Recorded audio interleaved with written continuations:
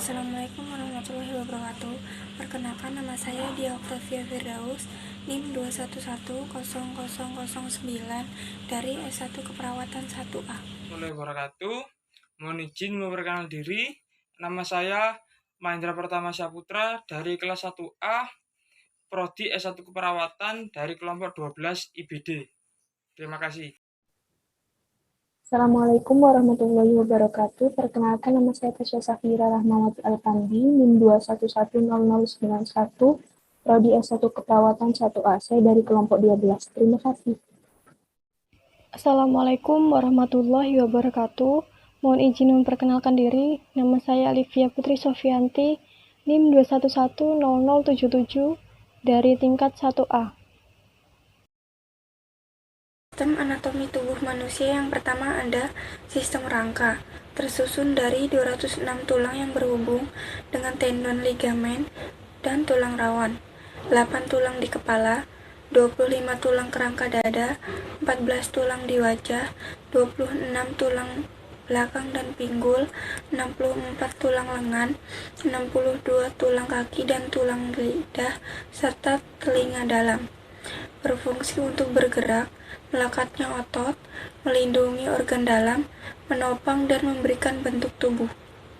Kedua ada sistem otot.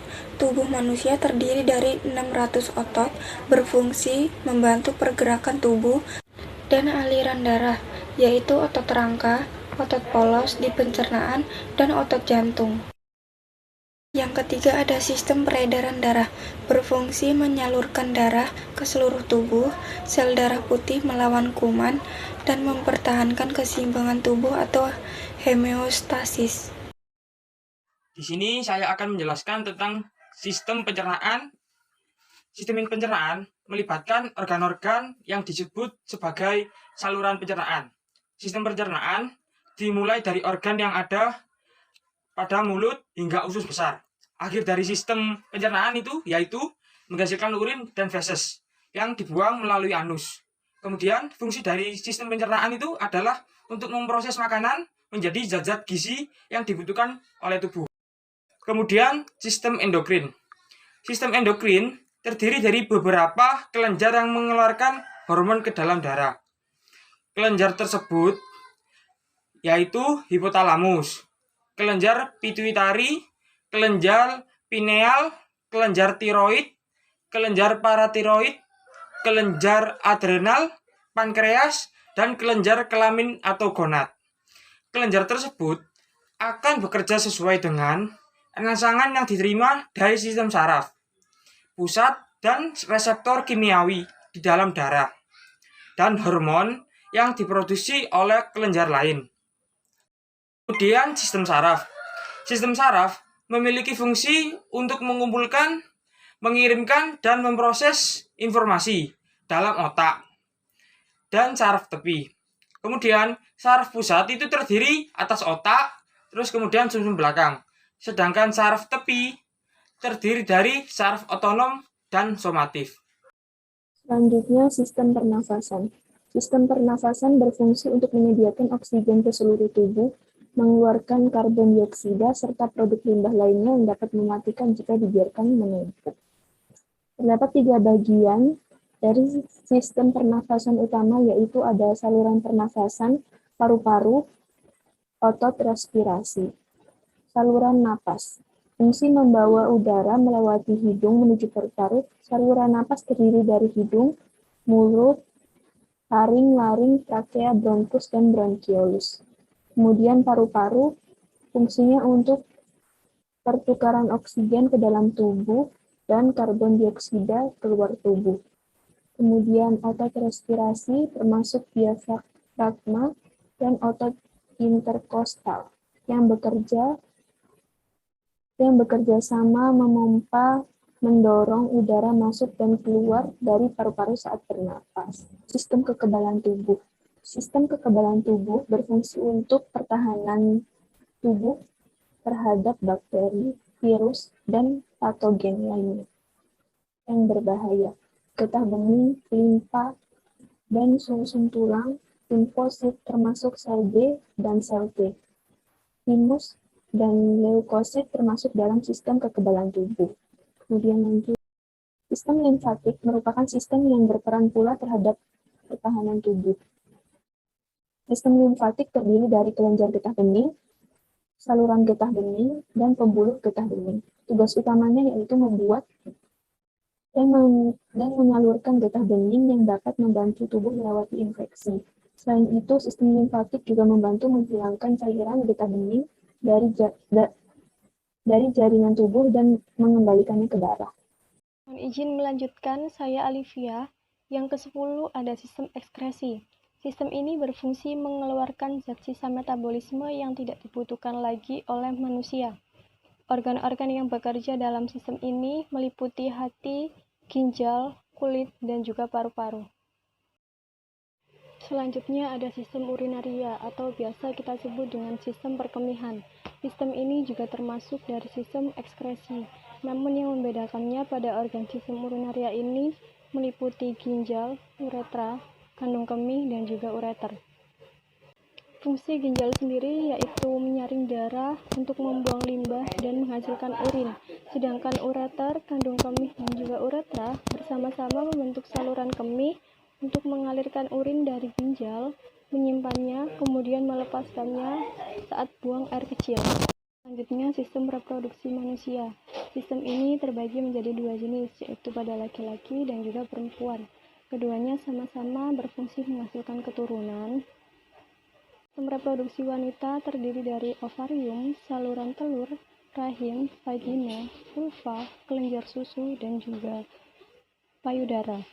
Pada laki-laki terdiri dari skrotum, testis, kelenjar seks, saluran sperma, dan juga penis.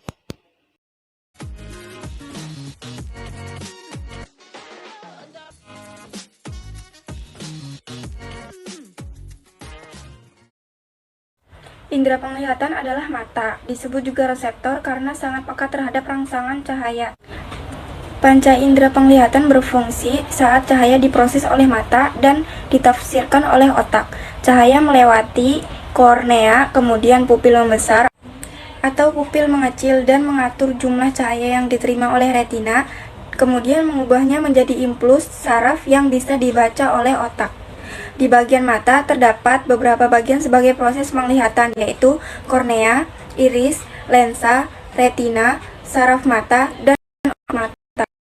Indera pendengar atau telinga. Telinga berfungsi sebagai indera pendengar, juga sebagai alat keseimbangan pada telinga, terdiri dari 3 bagian, yakni yang pertama, telinga luar. Telinga luar terdiri atas daun telinga dan saluran telinga luar. Daun telinga tersusun atas tulang rawan dan jaringan fibrosa. Fungsi daun telinga untuk menerima dan mengumpulkan suara yang masuk ke dalam telinga. Saluran telinga luar berfungsi menghasilkan minyak serumen. Kemudian telinga tengah. Pada telinga tengah terdapat tulang pendengaran dan saluran eustasius. Tulang pendengaran adalah tulang martil, tulang landasan, dan tulang sanggurdi. Ketiganya saling berhubungan dan memiliki fungsi mengalirkan getaran suara dari gendang telinga menuju rongga telinga dalam. Kemudian, sementara itu saluran eustasius berfungsi menjaga keseimbangan tekanan udara telinga luar dengan tengah. Kemudian yang terakhir, telinga dalam. Pada telinga bagian dalam terdiri dari atas jendela, labirin, dan organ korti. Jendela pada telinga ada 2 macam, yaitu tingkat oval dan tingkat bulat atau jorong. Sedangkan labirin tulang terdiri dari 3 bagian, yaitu vestibula, koklea atau rumah siput, dan 3 saluran setengah lingkaran. Terima kasih. Selanjutnya ada indera penciuman atau indera pembau. Indera pembau memiliki fungsi untuk merespon rangsangan bau. Hidung adalah indera khusus yang terletak di dalam rongga hidung yang merupakan daerah sensitif. Pada indera pembau ada beberapa struktur, yaitu sel-sel penyokong yang berupa sel epitel, kemudian sel-sel pembau, yaitu sel olfaktori yang berupa sel saraf sebagai reseptor. Sel olfaktori sangat peka pada rangsangan gas kimia. Dalam sel-sel olfaktori memiliki tonjolan ujung dendrit berupa rambut yang terletak di selaput lendir hidung. Ujung yang lain berupa tonjolan akson membentuk bekas yang disebut saraf otak.